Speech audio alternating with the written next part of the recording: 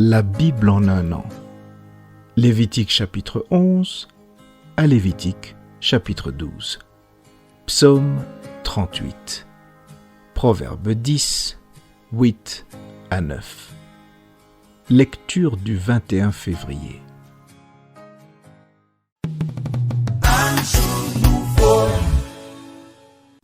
Marc chapitre 5, versets 21 à 43.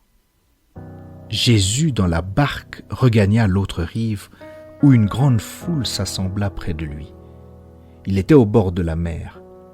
Alors vint un chef des synagogues nommé Jaïrus, qui l'ayant aperçu se jeta à ses pieds et lui adressa cette instante prière. « Ma fille est à l'extrémité. Viens, impose-lui les mains, afin qu'elle soit sauvée et qu'elle vive. » Jésus s'en alla avec lui, et une grande foule le suivait et le pressait. Or il y avait une femme atteinte d'une perte de sang depuis 12 ans. Elle avait beaucoup souffert entre les mains de plusieurs médecins. Elle avait dépensé tout ce qu'elle possédait, et elle n'avait éprouvé aucun soulagement, mais était allée plutôt en empirant.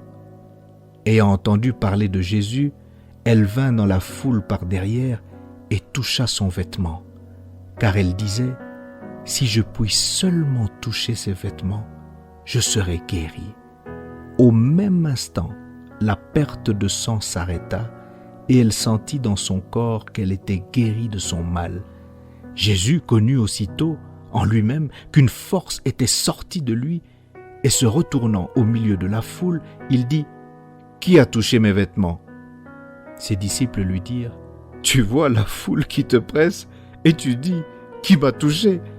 Et il regardait autour de lui pour voir celle qui avait fait cela. La femme, effrayée et tremblante, sachant ce qui s'était passé en elle, vint se jeter à ses pieds et lui dit toute la vérité. Mais Jésus lui dit: « Ma fille, ta foi t'a sauvée. Va en paix et sois guérie de ton mal. » Comme il parlait encore, survinrent de chez le chef de la synagogue des gens qui dirent: « Ta fille est morte. Pourquoi importuner davantage le maître ?» Mais Jésus, sans tenir compte de ces paroles, dit au chef de la synagogue: « Ne crains pas, crois seulement. » Et il ne permit à personne de l'accompagner si ce n'est à Pierre, à Jacques et à Jean, frère de Jacques. Ils arrivèrent à la maison du chef de la synagogue, où Jésus vit une foule bruyante et des gens qui pleuraient et poussaient de grands cris. Il entra et leur dit: « Pourquoi faites-vous du bruit? Et pourquoi pleurez-vous? L'enfant n'est pas morte, mais elle dort. » Et il se moquait de lui. Alors, ayant fait sortir tout le monde, il prit avec lui le père et la mère de l'enfant, et ceux qui l'avaient accompagné, et il entrait là où était l'enfant. Il la saisit par la main et lui dit: « Talitha koumi », ce qui signifie: « Jeune fille, lève-toi, je te le dis. » Aussitôt la jeune fille se leva et se mit à marcher, car elle avait 12 ans. Et ils furent dans un grand étonnement. Jésus leur adressa de fortes recommandations pour que personne ne sût la chose.